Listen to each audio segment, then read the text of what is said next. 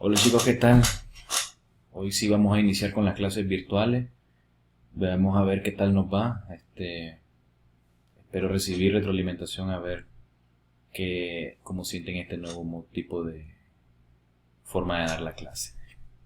La clase que vamos a seguir viendo en el módulo de neumología por parte de medicina interna es EPOC, enfermedad pulmonar obstructiva crónica. Esta enfermedad es la cuarta número de causa de muerte a nivel mundial, ¿verdad? También tiene un alto índice de incidencia y prevalencia, ¿verdad?, en nuestro medio, ya que su principal factor de riesgo es el tabaquismo. Pero, pues, hay otro factor de riesgo que es la asociación con la combustión hacia biomasa, como es la exposición a la leña, ¿verdad? Las personas que cocinaron con leña durante mucho tiempo.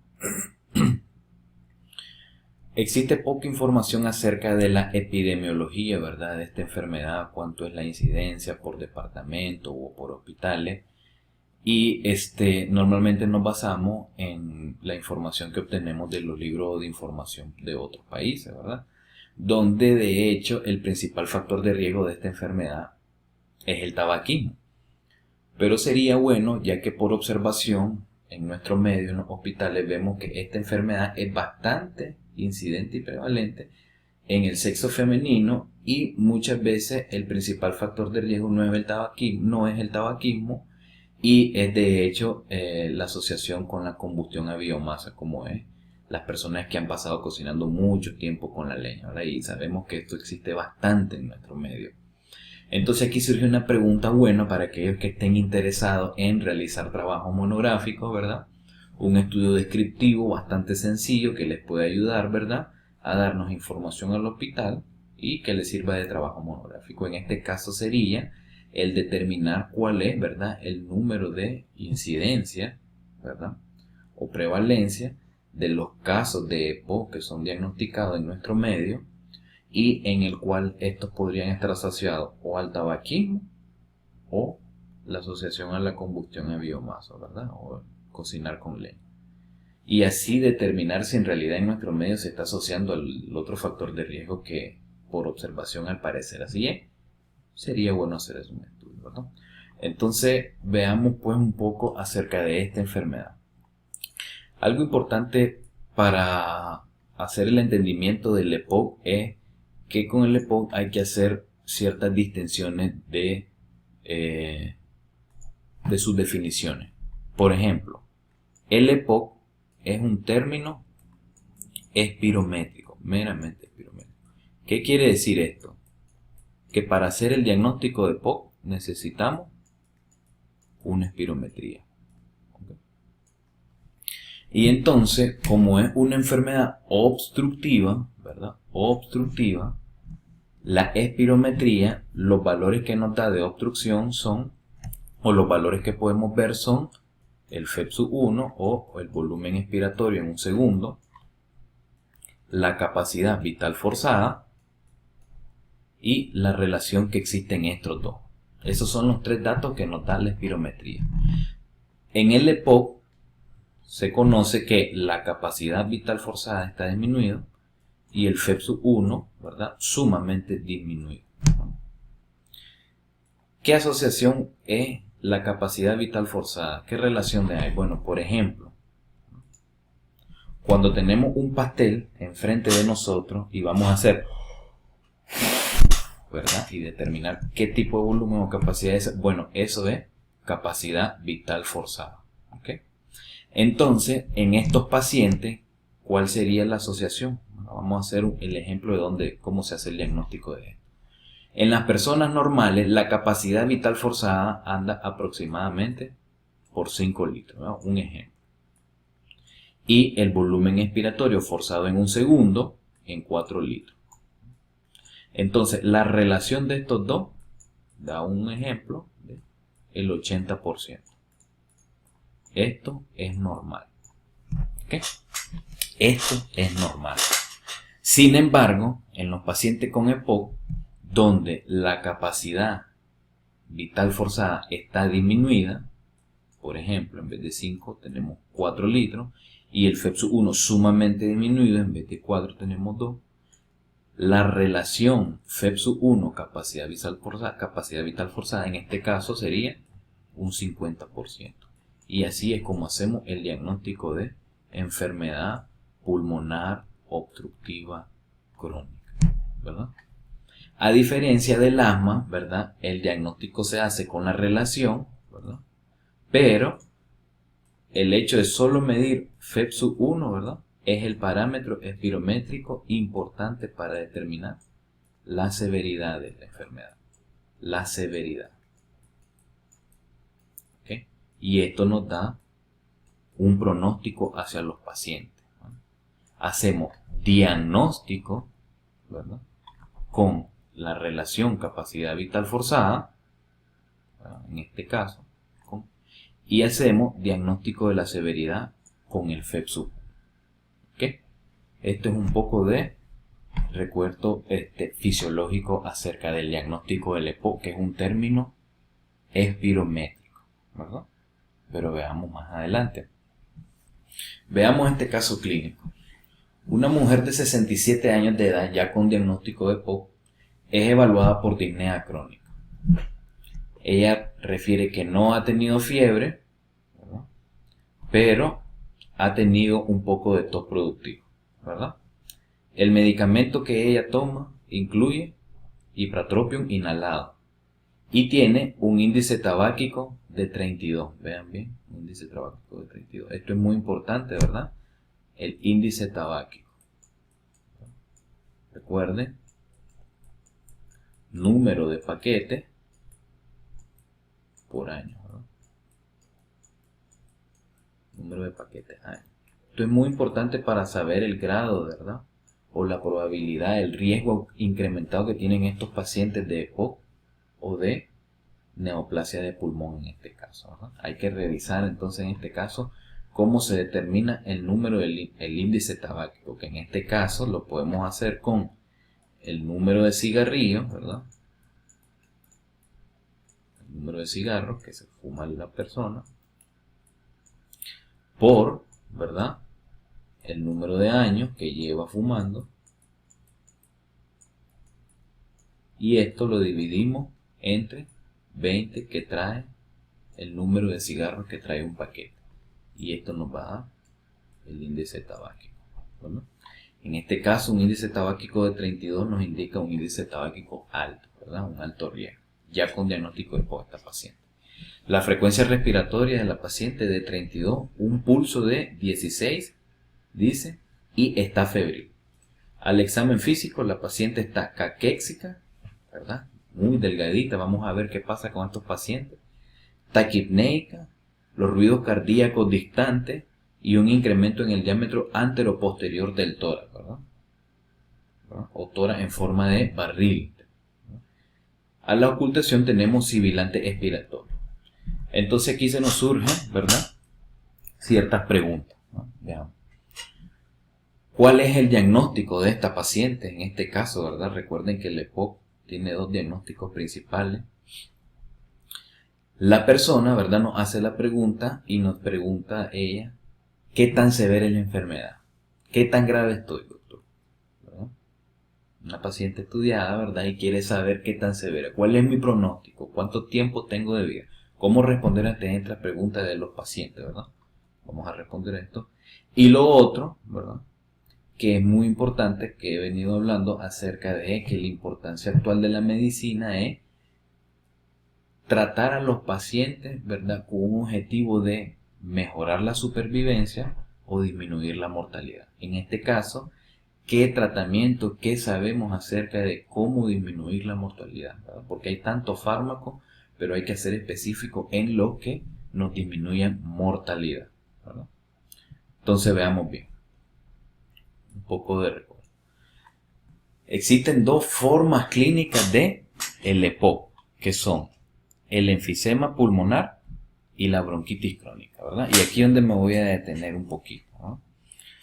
Uno, que la diferencia principal con el asma, que es de las otras enfermedades obstructivas, es una enfermedad crónica, ¿verdad? Progresiva y que es irreversible, ¿verdad? La obstrucción es irreversible, ¿verdad? Pero estábamos diciendo que se deben de hacer ciertas diferencias, ¿verdad? En las definiciones de EPOC y las otras definiciones que es enfisema y bronquitis crónica. Veamos cómo es eso. Y es que la bronquitis crónica es un término meramente clínico. ¿Cómo es eso? Bueno, que el diagnóstico de bronquitis crónica es tos crónica con expectoración por más de 3 meses, ¿verdad?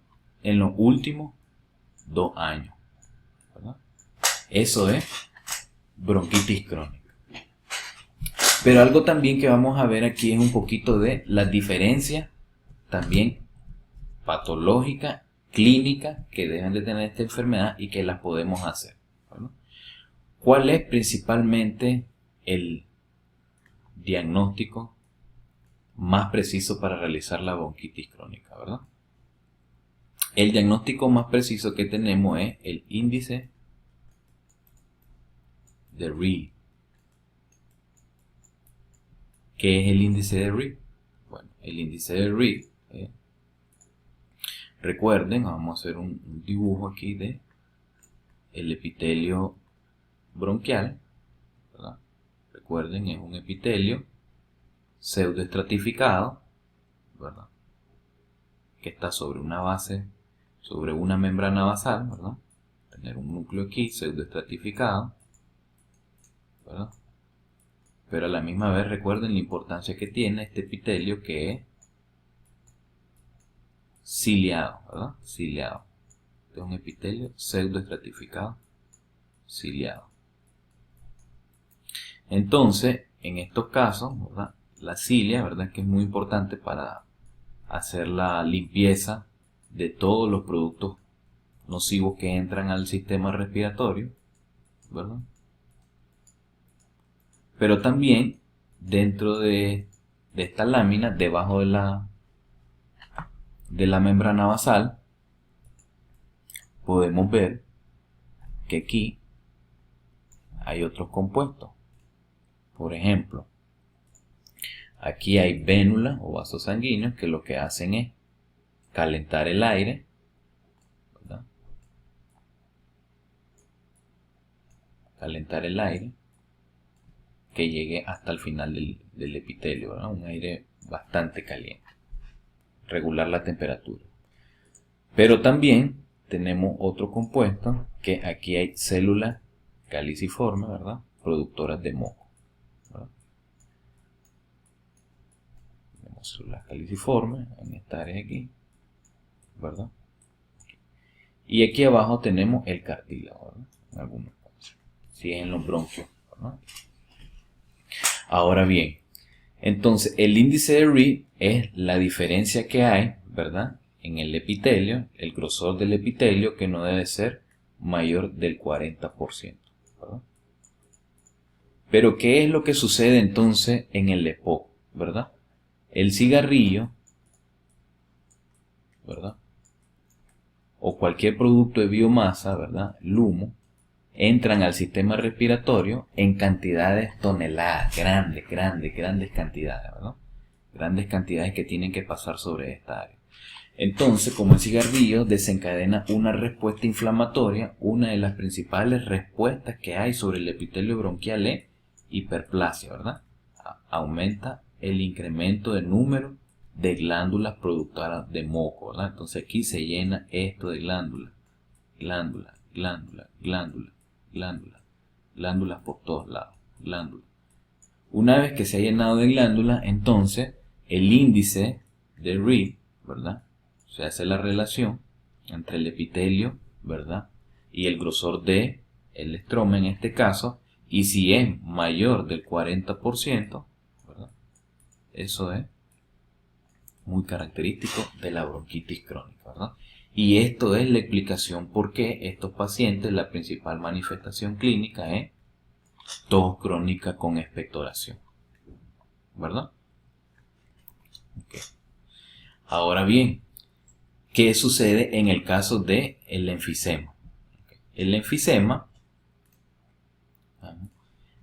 el enfisema es un término patológico, ¿verdad? Es un término patológico. ¿Qué quiere decir? ¿Que debemos de hacer una biopsia para hacer el diagnóstico? Bueno, no necesariamente, ¿verdad? ¿Por qué? Porque el enfisema tiende a dar también muchos datos clínicos. Y aquí viene la importancia de la medicina interna y la semiología, ¿verdad?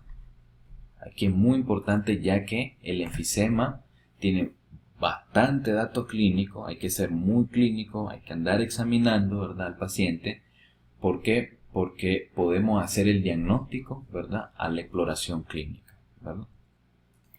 Pero vamos a hacer un poco de revisión acerca de lo que es el enfisema, ¿verdad? Y el enfisema, a diferencia de la bronquitis, ¿verdad?, que en la bronquitis hay una obstrucción, ¿verdad?, porque en el árbol bronquial hay mucha producción de moco, ¿verdad? Podemos decir una obstrucción leve mecánica. En el enfisema es un problema de los bronquiolos, ¿verdad? Y aquí la obstrucción es más fisiológica que anatómica, ¿verdad? ¿Y qué quiere decir esto, verdad? El enfisema, su principal problema, ¿verdad? Su principal problema es destrucción de los sacos alveolares, pero producción de la principal molécula que es la elastina. La elastina. Ok, ¿qué es lo que sucede en el enfisema, ¿verdad? Vamos a hacer una o en el pulmón normal. Para esto, ¿no?, tengo una chimbomba de la manera, vean bien, y es que el pulmón, igualito que la chimbomba, yo tengo que hacer un esfuerzo para inflarla, pero se desinfla suavecito, miren. O sea, no necesita esfuerzo, de manera pasiva. ¿Por qué? Porque la caja torácica la hace que tenga que desinflarse, ¿verdad? En este caso, el pulmón, ¿verdad?, tiene elastina, que son las moléculas que permiten, ¿verdad?, las moléculas que permiten que el pulmón de nuevo regrese a su estado normal, al igual que la chimbomba, ¿verdad? Entonces, otra asociación que hay, ¿verdad?, ¿qué es lo que pasa en el enfisema? ¿Por qué se da eso? Entonces, supongamos que los sacos alveolares están unidos de esta manera, ¿verdad? Están unidos de esa manera. Y entre ellos, que está la molécula de elastina, es la que permite, ¿verdad?, que tenga ese recoil de la caja torácica. El enfisema es un daño a esa área, ¿verdad?, específicamente en el bronquiolo. ¿Qué es lo que sucede? Entonces, como no hay elastina, ¿verdad?, estos sacos alveolares, ¿verdad?, al distenderse por el paso de aire, ¿verdad?, al expandir el pulmón, al expandir la chimbomba, ¿verdad?, como la elastina no hay de nuevo la fuerza de retornar hacia el estado basal, entonces el pulmón queda hiperinsuflado y se hace una sola chimbomba en este caso. ¿Cuál sería la asociación o cómo podemos explicar esto? Vean bien, yo tengo la chimbomba normal, un pulmón normal. Tengo la chimbomba, el pulmón inflado, me lo pongo enfrente, si me lo pusiera enfrente, me va a echar un aire, ¿verdad?, un poco con fuerza, ¿verdad? Un poco con fuerza. ¿Qué es lo que sucede? ¿Cómo podríamos explicar esto? ¿Ves? Entonces, ¿cómo podemos hacer la explicación de esto? En este caso, en vez de tener una chimbomba, imagínense que tienen una bolsa del supermercado, ¿verdad?, que así se convirtió el alvéolo, llénenlo de aire y pónganselo enfrente, ¿verdad? Ya no me sopla, no me hace nada, ¿verdad? Ya ha perdido el recoil, la elastina. Entonces, el pulmón se hiperinsufla.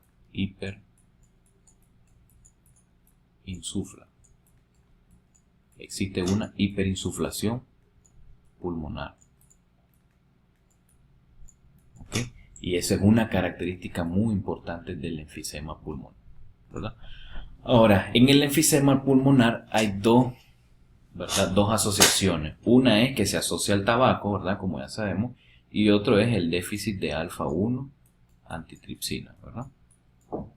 Y la asociación patológica o el tips patológico que les voy a dar es que recuerden que el enfisema hay dos tipos de afectación, ¿verdad? El bronquio en este caso viene aquí, ¿verdad? Y termina en la unidad alveolar de esta manera, ¿no? Supongamos, ¿no? Entonces, tenemos que existen dos tipos de afectación. Una que es pan-acinar, ¿verdad? Y otra que es centro-acinar, de tipo de enfisema. Uno, el tabaquismo, ¿verdad? Se asocia mucho a afectación centro-acinar. Recuerden que entra el humo del tabaco y se da una afectación centro-acinar, ¿verdad? A diferencia, ¿verdad?, de el enfisema pulmonar asociado a déficit de alfa-1-antitripsina, que en este caso es pan-acinar, ¿ok? La afectación patológica es todo el acino, ¿ok?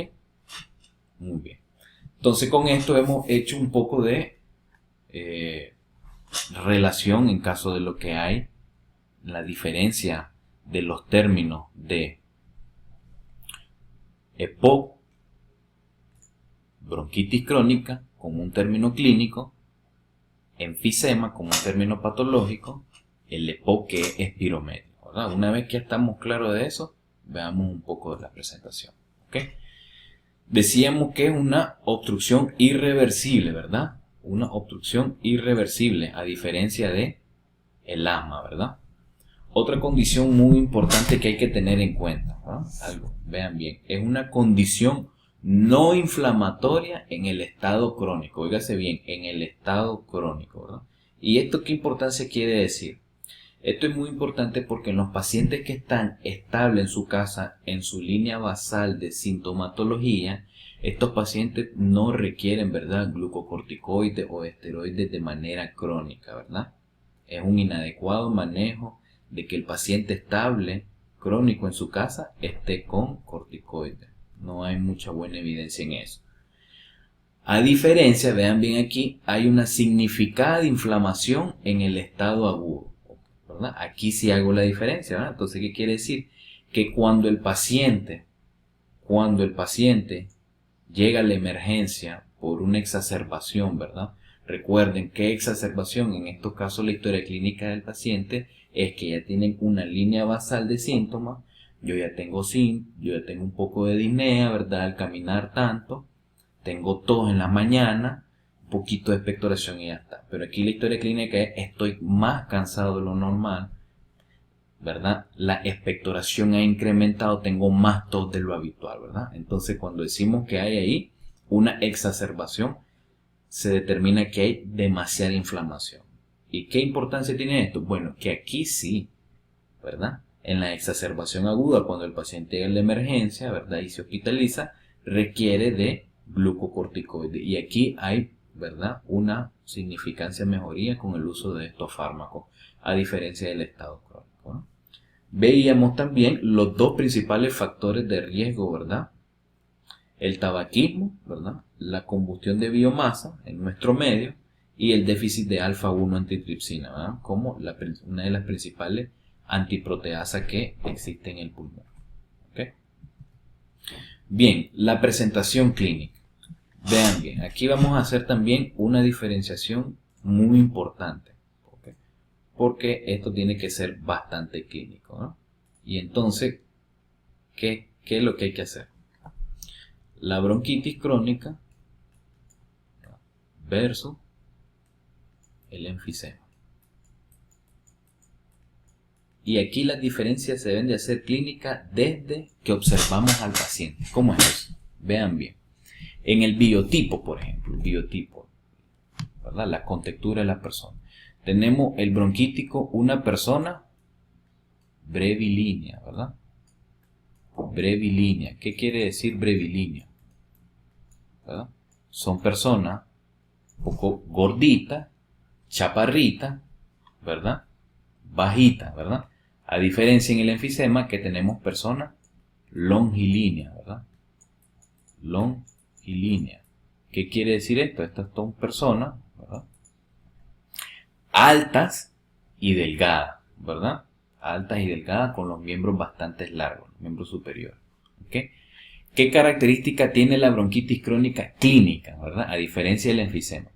La bronquitis crónica se expresa más como tos con expectoración, ¿verdad? A diferencia que el síntoma principal del enfisema es la disnea.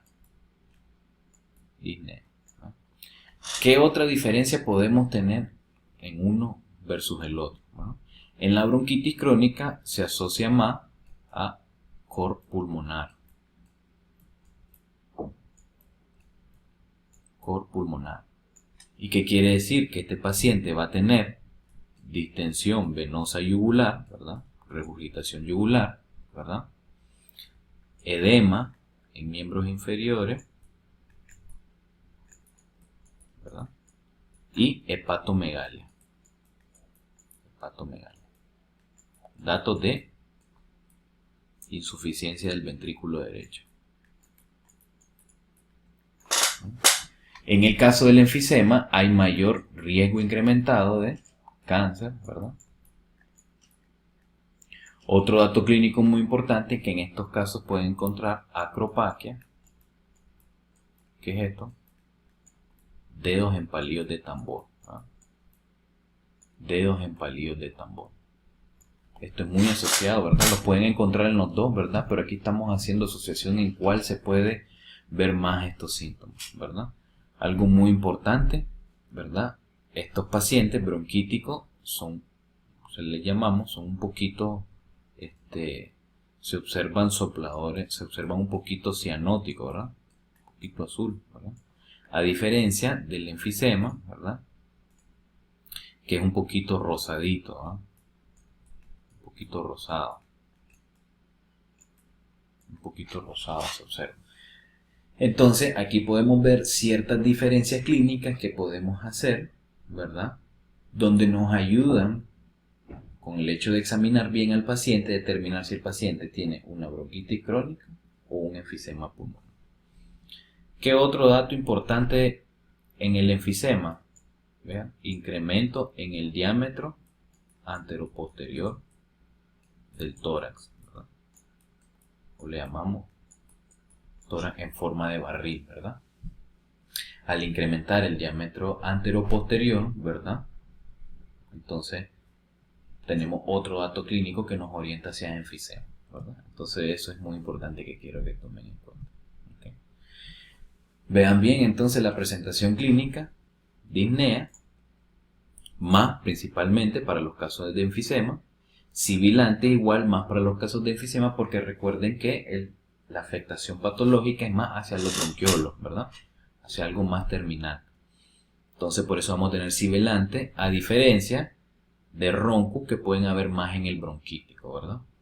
Tos con expectoración, que es el dato clínico importante de la bronquitis crónica. De hecho, el diagnóstico clínico se hace con esto, ¿verdad? Ruidos cardíacos distantes, ¿ah? O datos de insuficiencia cardíaca del ventrículo derecho, dedos en palillos de tambor, ¿verdad? Acropaquia. Y un dato muy importante que podemos ver, vean bien, plétora facial. ¿Qué es eso, verdad? El paciente se ve con la cara un poco rojita aquí, la nariz, la frente. ¿Qué sucede con estos casos? Y es que estas personas con EPOC tienen un nivel muy bajo, ¿verdad?, de oxígeno. Entonces, el nivel bajo de oxígeno, esto lo determina la médula ósea que está muy bajo, ¿verdad? Y estimula la producción de eritropoyetina por el riñón y esta a su vez aumenta, ¿verdad?, la producción de glóbulos rojos, ¿verdad? Y produce una polecitemia reactiva, una eritrocitosis. Entonces, estos pacientes, podemos ver que en la biometría tienen hemoglobina de 16, 17, hematocritos de 60, 65, ¿verdad? Pero es reactivo, no es policitemia vera, ¿verdad? Es una policitemia reactiva a la hipoxia, ¿verdad? A la hipoxemia en este caso, ¿verdad? Eso es muy importante. Estudio, ¿verdad? ¿Qué estudio debemos hacer? Vean bien. Una radiografía de tórax nos orienta. En el caso de los pacientes con enfisema hay datos clínicos, hay datos radiológicos que nos orientan, ¿verdad? Como vamos a ver en el caso de aumento de los números de los espacios intercostales, ¿verdad? Los datos de hiperinsuflación, ¿verdad? Se observa un pulmón más, hay una hiperlucidez del pulmón, ¿verdad? En otros casos podemos ver aquí datos de aplanamiento del diafragma, ¿verdad? En otros pacientes podemos ver corazón en gota, otro dato clínico, como vamos a ver más adelante. Pero algo que me quiero detener aquí es esto que dice aquí, vean bien. Gasometría, hay hipercapnia con hipoxemia y existe la regla o el grupo 60-60, ¿verdad? ¿Qué quiere decir eso? ¿Qué quiere decir eso? ¿Verdad? Aquí me voy a detener un poquito porque es importante. Y es que estos pacientes, ¿verdad? Pongámoslo, el alvéolo, ¿no? El transporte de oxígeno viene por aquí y aquí hay la presión alveolar de oxígeno, ¿no? La presión alveolar de oxígeno es la que determina, ¿no?, que ésta se difunda hacia aquí y pase a ser la presión parcial de oxígeno, ¿no? Y por otro lado, el retorno del CO2, ¿verdad?, para ser exhalado.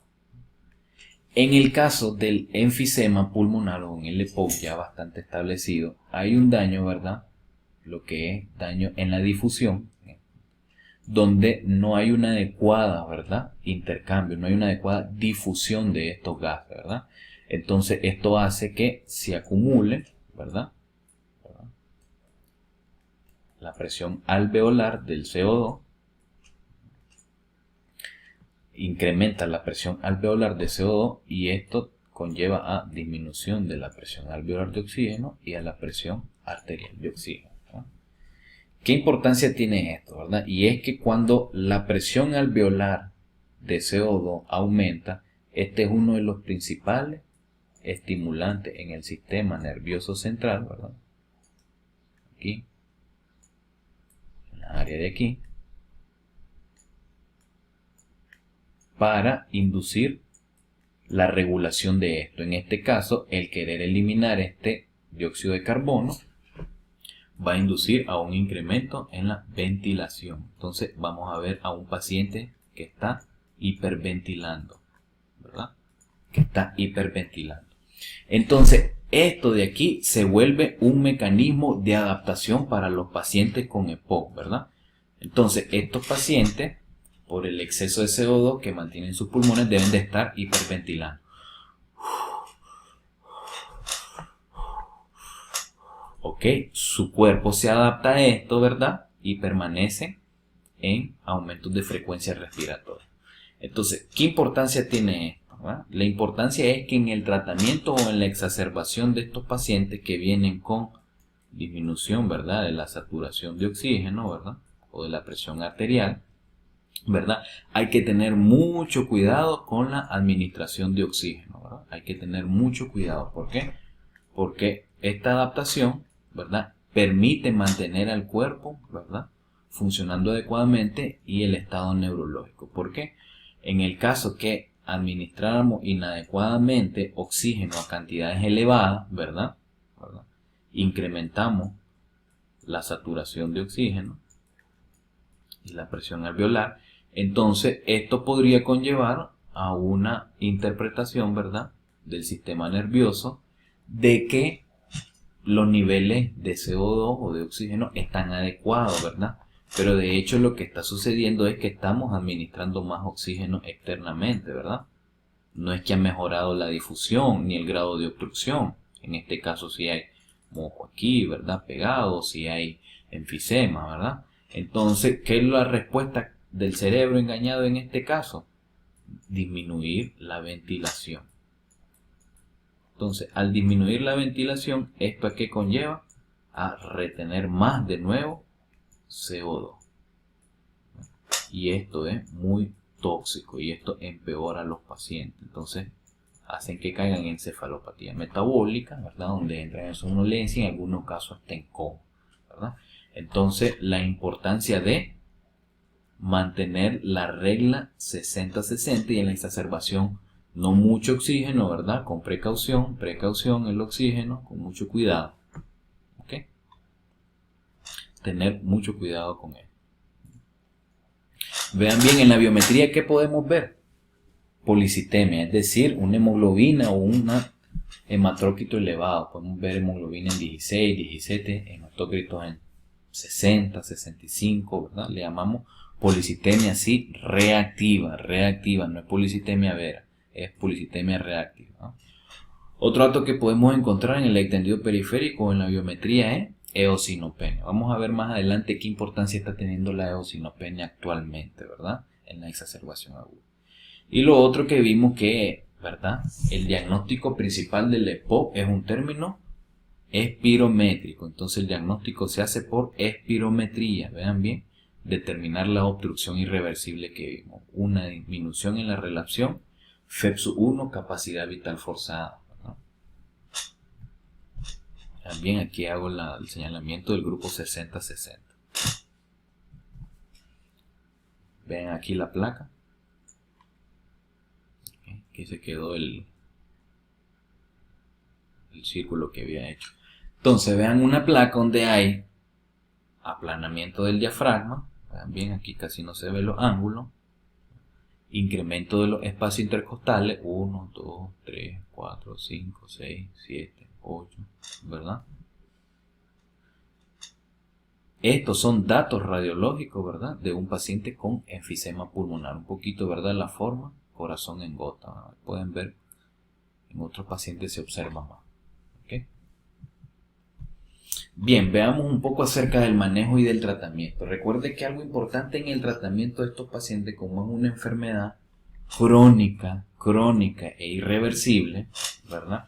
Entonces, importante que el manejo deba ser orientado a disminuir la mortalidad y darle supervivencia a largo plazo a estos pacientes, ¿verdad? Entonces, ¿qué está recomendado? El principal broncodilatador con mejor evidencia en este caso son anticolinérgicos, ¿verdad? A diferencia del asma, que los principales son betagonistas, aquí son los anticolinérgicos. Y tenemos dos tipos de acción corta, el bromuro de ipratropium, ¿verdad? Uno de los que más tenemos en nuestro medio, y el tiotropium, que es un anticolinérgico inhalado, ¿verdad? Pero de acción más prolongada, ¿verdad? Un buen fármaco que últimamente ha venido a tener mucho auge y que ha ayudado al control crónico de estos pacientes, ¿verdad? Es el más efectivo en el control de los pacientes con EPOC. Bien, los broncodilatadores de tipo anticolinérgico es el tratamiento de elección para pacientes con EPOC. Los betagonistas se pueden utilizar, sí, ¿verdad? Se pueden utilizar los betagonistas de acción corta de tipo inhalado en las crisis muy severas, ¿verdad? Pero recuerden que estos pacientes no se ven muy beneficiados con estos medicamentos y se aumenta el riesgo de reacciones adversas asociadas cardiovasculares. Hay que tener en cuenta, ¿verdad?, el uso inadecuado del uso de betagonista de acción prolongada en el paciente con EPOC, que la indicación es poca, ¿verdad? Hay que tener cuidado, ya que en estos pacientes el uso de tener un betagonista de acción prolongada, ¿verdad?, tenemos un índice mayor de que el receptor betagonista quede unido por más tiempo, ¿verdad?, que el betagonista de acción corta, lo que conlleva a mayores reacciones adversas, ¿verdad? Hay que evitarlos de larga duración. Y algo que hago mucho énfasis es las teofilinas, ¿verdad? Las metilsantinas. Esto es un fármaco que se utiliza muchísimo en nuestro medio, ¿verdad? Muchísimo, pero actualmente, ¿verdad? Las guías, ¿verdad? Y lo que hemos estado estudiando acerca del EPOC es que las teofilinas no tienen una adecuada evidencia en disminuir la mortalidad o prolongar la supervivencia. Y de hecho existen ciertos estudios, ¿verdad?, donde pueden decir de que se puede incrementar, ¿verdad?, la mortalidad con el uso de estos fármacos, ya que tienen un índice terapéutico bastante corto, es decir, reacciones adversas e interacciones con otros fármacos que se utilizan habitualmente en estos fármacos, ¿verdad?, como vamos a ver más adelante, por ejemplo, con el uso de macrólide, con el uso de warfarina. Entonces, en resumen, quiero decirle que este fármaco ha pasado, ¿verdad?,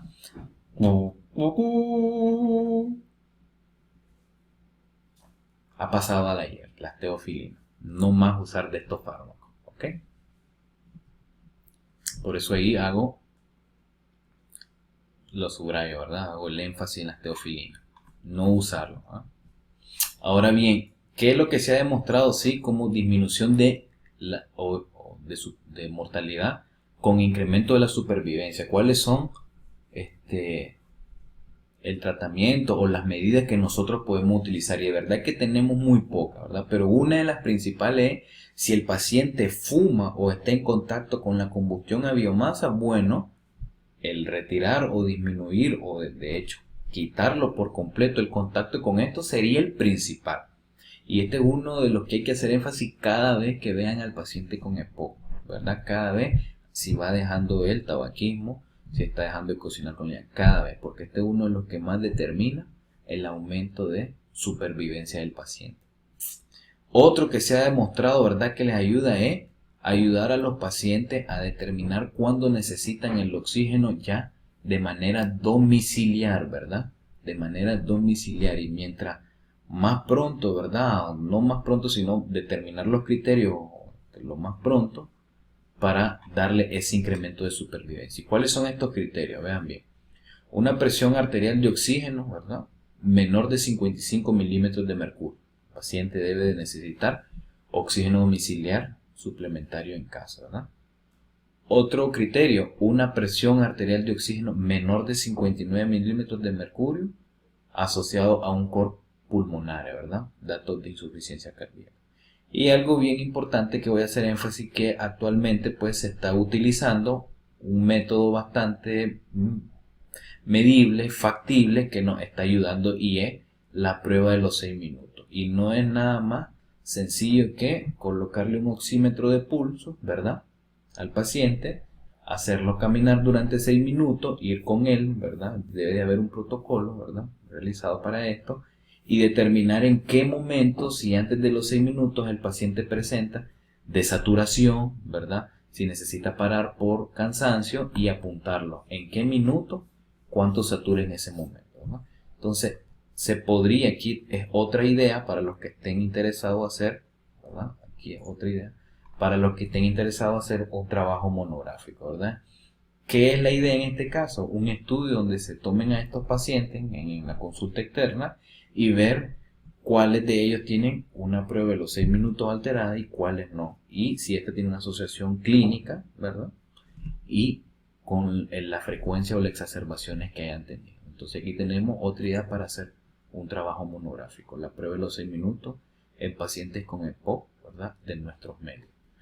Y algo importantísimo que se debe de hacer mucho énfasis en nuestros pacientes, ¿verdad?, de manera crónica, ¿verdad?, es las vacunas, ¿verdad?, contra la influenza cada año, contra el neumococo la polivalente cada 5 años, ¿verdad?, y al menos contra el hemófilo influenza una vez en la vida, ¿verdad? Se recomienda al menos una vez en la vida.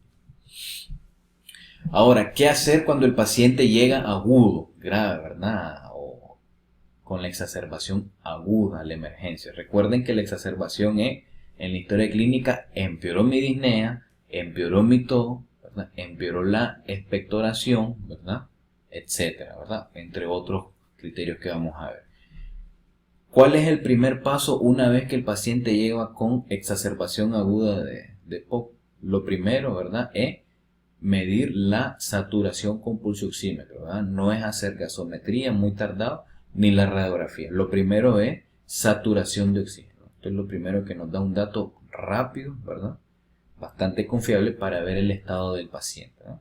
Podemos hacer gasometría, ¿verdad?, para ver si hay alteración, si hay mayor hipercapnia de lo normal, ¿verdad?, o demasiada hipoxemia, ¿no? El uso de radiografía no debe ser tan rutinario, pero sin embargo se utiliza para hacer diagnóstico diferencial en los casos donde hayan consolidación asociada, ¿verdad?, una neumonía, ¿verdad?, absceso, entre otros, diagnóstico diferencial, ¿verdad? Pero eso también tiene que llevar un componente clínico, que es lo importante. En los pacientes que toman teofilina, vean bien ahí que importante medir los niveles de teofilina, ¿verdad? Aunque no lo tenemos aquí, esta medida es importante en aquellos que lo toman, ya que los pacientes con EPOC muchas veces en la exacerbación se recomienda el uso de macrólidos, ¿verdad? Y decíamos que la teofilina con los macrólidos no se llevan muy bien. Hay interacciones ahí donde puede alterar el índice terapéutico de ambos, ¿verdad?, y llevar reacciones adversas con las teofilinas, principalmente cardiovasculares. Y la principal reacción adversa también en los macrólegos que actualmente se está viendo con personas mayores de 65 años es cardiovasculares, o sea, duplicar el riesgo no es nada bueno en estos pacientes. Por eso que teofilina ya no, y de hecho el uso de macrólidos también con mucho cuidado, ¿verdad? Con los pacientes mayores de 65 años. ¿Qué exámenes enviar en la emergencia? Bueno, la biometría es importante ver, ¿verdad? Si hay, en este caso vamos a ver más adelante, el nivel de eosinófilos, que nos ayuda bastante a determinar un pronóstico de la exacerbación aguda actualmente, ¿no? Nivel de hemoglobina, aunque lo que habitualmente podemos encontrar, recuerden, es policitemia reactiva. Y algo que me voy a parar un poquito es en el electrocardiograma. El electrocardiograma, recuerden, como vimos en las clases pasadas de electrocardiografía, ¿verdad? El electrocardiograma tiene, o el EPOC tiene una característica en el electrocardiograma que es la taquicardia auricular multifocal. Recuerden, ¿verdad? Taquicardia auricular multifocal. ¿Qué quiere decir eso? Vean bien. Vean esta P de aquí. Vean esta P de aquí. Esta P de aquí. Esta onda P de aquí. Todas estas ondas P tienen una morfología distinta. ¿La ven, verdad? A eso se le conoce como taquicardia auricular multifocal. Vean todas esas P, todas son distintas. Taquicardia auricular multifocal, ¿no? Existen también, o pueden haber, fibrilación auricular, ¿verdad? Que de hecho es uno de los criterios de mal pronóstico en estos pacientes cuando se presenta. Pero la arritmia común del EPOC es taquicardia auricular multifocal, ¿verdad? ¿Qué otro criterio debemos de tener en cuenta en estos pacientes? ¿Cuándo admitir al hospital? Si los pacientes o los síntomas refieren que están más severos de lo habitual, ¿verdad? Es lo que anteriormente conocíamos como los criterios de Antonisen, ¿verdad? Es decir, mayor disnea de lo normal, mayor tos y mayor expectoración, ¿verdad? O pacientes que ya teníamos datos previos cómo estaban los gases, y ahí cuando llegan a la emergencia hacemos una gasometría nueva y miramos que hay cambio, ¿verdad? Con el patrón basal. Este otro criterio de ingreso a los pacientes. Otro dato muy importante: pacientes que estén ya con oxígeno en casa y tienen exacerbación de los síntomas, ese es criterio de ingreso, ¿no? Sin discutir. Y muy importante, ¿verdad? Valorar la intubación si el paciente tiene alteración de la alerta o de la hemodinámica. Aquí es muy controversial, ¿verdad? Porque muchos médicos, ¿verdad?, toman la decisión de estos pacientes con EPOC, con una función pulmonar bastante deteriorada, ¿verdad? El pronóstico es bastante malo a corto plazo, ¿verdad? Y los pacientes que llegan a exacerbación tan grave que requieren una intubación, ya sea porque están muy cansados, ¿verdad? Mucho trabajo respiratorio, mucha hipoxemia, están chocados. Entonces, hay médicos que toman la decisión de hablar con los familiares y determinar que probablemente la intubación no tenga mucho beneficio, ¿verdad? Y que puede conllevar a tiempo mayor de sufrimiento, ¿verdad? ¿Y por qué? Porque la suposición es que probablemente estos pacientes no salgan de esa crisis ni de la intubación porque ya tienen un pulmón bastante dañado, ¿verdad? Esto es una cuestión que se hace bastante en la práctica clínica, pero para ustedes es muy importante que se debe de siempre indicar, ¿verdad? Si el paciente lo requiere, siempre se le debe decir al paciente y a los familiares. Si ya los familiares ya lo han hablado previamente, ya tienen discutido acerca de esta situación, entonces se hace énfasis en las preferencias que haya tenido y el paciente. Si ya había dejado a una persona, ya le había dicho, mira, vos te haces cargo, vos decidí, o en un caso ya había dicho, si esto sucede, por favor, no intubación, se debe de respetar, ¿verdad? Pero la importancia de siempre de indicarlo, ¿verdad? Y algo bien importante es que actualmente, no hace mucho, se acaba de determinar una nueva escala de exacerbación del EPOC y es la escala DCAF, ¿verdad? DCAF. ¿Y qué es la escala DCAF? La D de la disnea, ¿verdad? Pero la puntuación nada más solo lo obtienen en la escala de la disnea de la MRC, en la escala 4 y 5 nada más, ¿verdad? El paciente aquel que ya necesita pararse cuando ya ha caminado 90 metros o aquel que ya tiene problemas para su actividad diaria. Y vamos a ver más adelante cuál es esta escala. Vean bien, aquí importa la eosinopenia. ¿Vean por qué es importante en la biometría ver los eosinófilos? Bueno, porque ahora tenemos esta escala que nos ayuda a determinar, ¿verdad?, el pronóstico en la exacerbación, y los eosinófilos son bastante indicativos. Eosinófilo menor de 0,05, ¿verdad? ¿verdad? Es un criterio de gravedad. Consolidación en la radiografía, ¿verdad? Acidosis respiratoria en los pacientes con EPOC menor de 7,30 y fibrilación auricular, ¿verdad? ¿Qué se dice de esta puntuación de ICAP? Bueno, que 4 puntos equivalen casi aproximadamente a el 50% más de mortalidad en este ingreso, ¿verdad? 4 puntos, ¿verdad?, bastante alto. Tener los 5 puntos es una puntuación bastante alta, 60-70% de mortalidad. Eso nos da una idea de cómo puede estar el grado de exacerbación, ¿verdad? Entonces, por eso hay que tener en cuenta. Vean bien entonces la escala modificada de la MRC de la DISNE. Esta es para que la estudien, ¿verdad?, y se la aprendan. ¿Okay? Tratamiento.